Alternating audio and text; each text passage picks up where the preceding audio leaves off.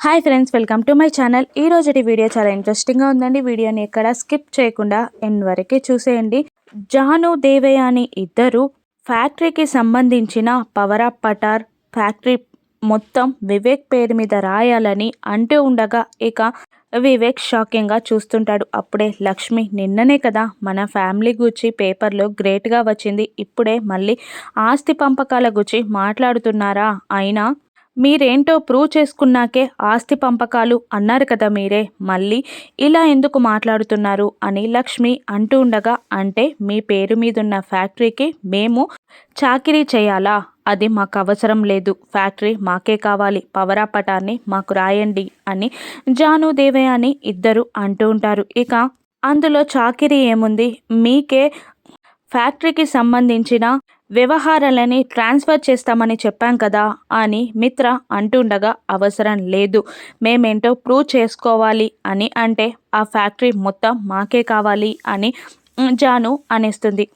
అదేంటమ్మా అలా మాట్లాడుతున్నావు అని వివేక్ అంటూ ఉండగా, ఇప్పుడు మనం ఎంత నడిపినా కూడా మనకి పేరు రాదు, వాళ్ళ పేరు మీద ఫ్యాక్టరీ ఉన్నంత వరకు లాభాలు కూడా వాళ్ళకే వస్తాయి అని అంటూ ఉంటుంది దేవయాని. అప్పుడు వివేక్, లాభాల నష్టాల గురించి ఎందుకమ్మా, అనుభవం కోసమే కదా మనం ఫ్యాక్టరీని తీసుకుంది అని అంటుండగా, అవసరం లేదురా, ఏది ఏమైనా కూడా ఆ ఫ్యాక్టరీ మన పేరు మీదకి మారి తీరాలి అని అంటూ ఉంటుంది జాను దేవయానిలు ఇద్దరు. ఇక మిత్ర అసహనంగా ఇలా అంటుంటాడు, డాడీ ఫ్యాక్టరీని వివేక్ పేరు మీద రాసేయండి అని అంటుండగా, అది కుదర్రా అని అనేస్తాడు జయదేవ్ నందన్. ఎందుకు అని దేవయాని అడుగుతుండగా, అసలు ఆ ఫ్యాక్టరీ నా పేరు మీద లేనే లేదు, అరవింద పేరు మీద ఉంది అని అనగానే అందరూ కాస్త ఆశ్చర్యంగా చూస్తుంటారు. అవును, నిజంగానే అది అరవింద పేరు మీదే ఉంది దేవయాని, నీకు తెలీదా అది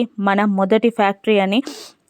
మొదట్లో అరవింద పేరుపైనే మనకు కలిసొచ్చింది కాబట్టి ఆ ఫ్యాక్టరీని అరవింద పేరు మీదనే రాశాను. ఇప్పుడు ఫ్యాక్టరీని మీ పేరు మీద రాయాలి అంటే అరవింద సైన్ కంపల్సరీ అని అనేస్తాడు జయదేవ్ నందన్. ఇక దాంతో దేవయాని జానువులు ఇద్దరు అక్కడి నుండి వెళ్ళిపోతారు కోపంగా. ఇక రూమ్లోకి వెళ్ళాక ఇలా అనుకుంటూ ఉంటారు, కావాలనే వీళ్ళు ఇలా చేస్తున్నారు అని అనుకుంటూ.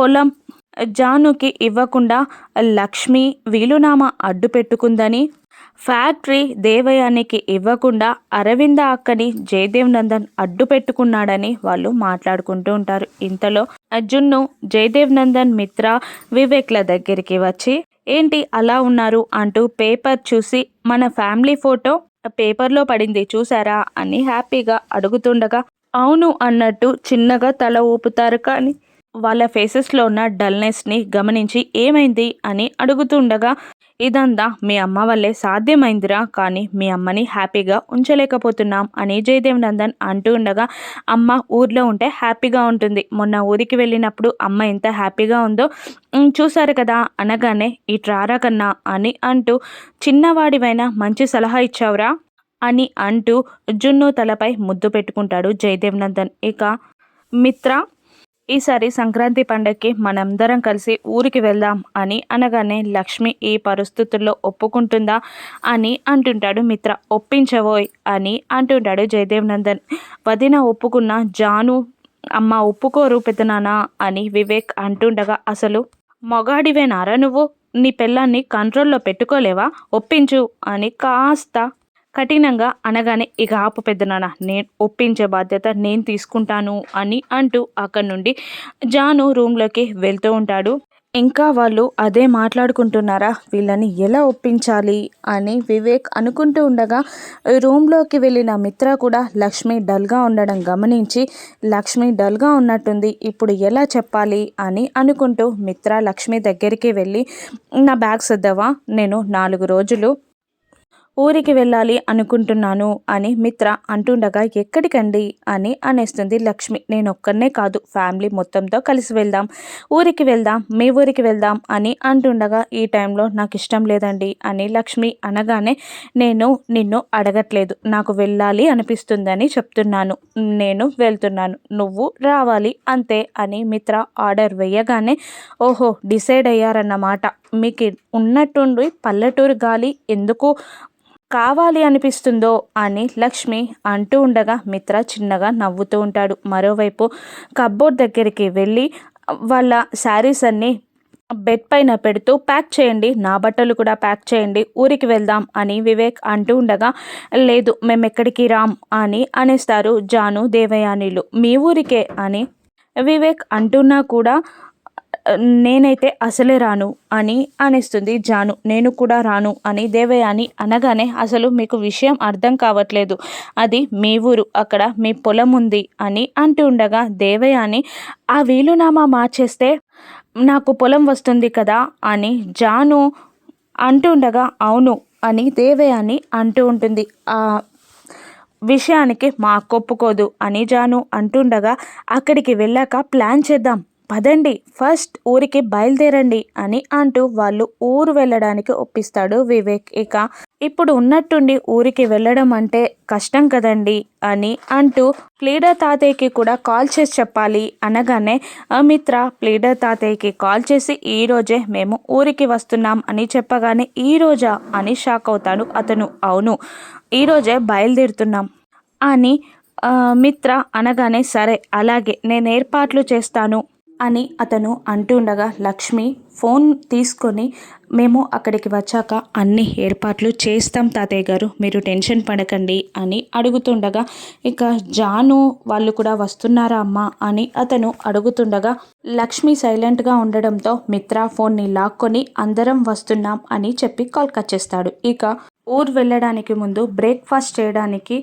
పిల్లలు మిత్ర, జయదేవ్ నందన్, వివేక్, జాను దేవయానిలు ఆతృతగా ఎదురు చూస్తుండగా మనీషా కూడా అక్కడికే వస్తుంది. ఇక లక్ష్మి అందరికీ టిఫిన్ వడ్డిస్తూ ఉండగా మనీషాని ఊరికి రమ్మని జాను దేవయానిలు అంటూ ఉండగా ఇక జయదేవ్ నందన్ రావద్దు అని ఎలాగైనా ప్లాన్ చేయాలి అని అనుకుంటూ ఉంటాడు. ఇక వద్దులే అమ్మ మనీషాకి ఇష్టం లేదేమో అని అంటుంటాడు జయదేవ్ నందన్. ఈ ముసలోడేదో కావాలనే ప్లాన్ చేస్తున్నాడు అని మనీషా మనసులో అనుకుంటూ నాకు ఇష్టం లేక కాదు, లక్ష్మికి ఇబ్బంది అవుతుందేమో అని రాను అంటున్నాను అని మనీష అంటుండగా అయ్యో నువ్వు లక్ష్మిని తప్పుగా అర్థం చేసుకున్నావు అని మిత్ర అంటుండగా లేదు లక్ష్మి రమ్మని చెప్పట్లేదు అని మళ్ళీ మనీష అంటుంటుంది.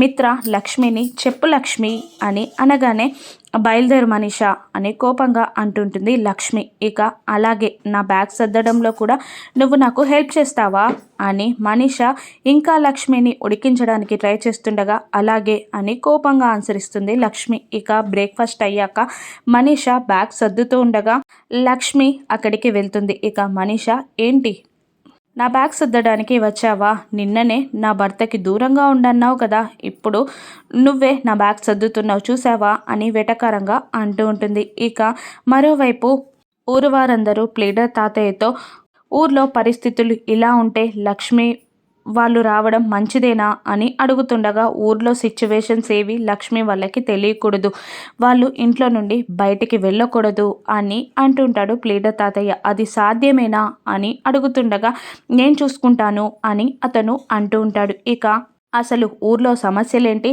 లక్ష్మి పరిశీలించగలుగుతుందా, మనీషా తెచ్చే కొత్త ప్రాబ్లమ్స్ ఏంటి, లక్ష్మి ఎలా సాల్వ్ చేస్తుందో రాను ఎపిసోడ్స్లో చూద్దాం. Thank you for watching.